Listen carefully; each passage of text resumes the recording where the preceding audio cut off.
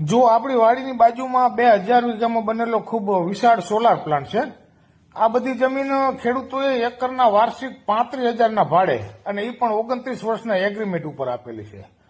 ખેડૂતને માત્ર એકરના 35-40,000 ભાડું દેખાય છે, જે ચાલુ બજાર ભાવ કરતા થોડું વધારે છે.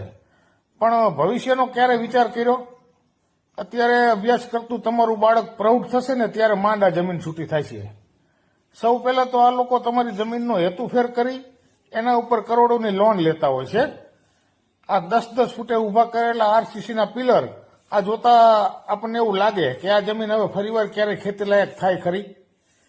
આજથી 20 વર્ષ પછી 35-40,000ની શું વેલ્યુ હશે એ ક્યારે ખેડૂતે વિચાર્યું? ભવિષ્યમાં ક્યારેક પૈસાની જરૂર ઊભી થાય તો અગાટ તો તમે વેચી નહીં શકો. હાલમાં ઘટતા જતા રૂપિયાના મૂલ્ય પ્રમાણે 20 વર્ષ પછી 40,000ની વેલ્યુ માત્ર 3,000 જેટલી હશે. માટે જમીન આપવી જ હોય તો અગાટ વેચો, અને એ પણ સારા ભાવથી વેચો, જેથી બીજી જગ્યાએ જમીન લેવી હોય તો લઈ શકાય. આવી મૂર્ખામી કરી અને આ ધન કુબેરોના ઢગલામાં ધન નાખવાનો કોઈ મતલબ નથી.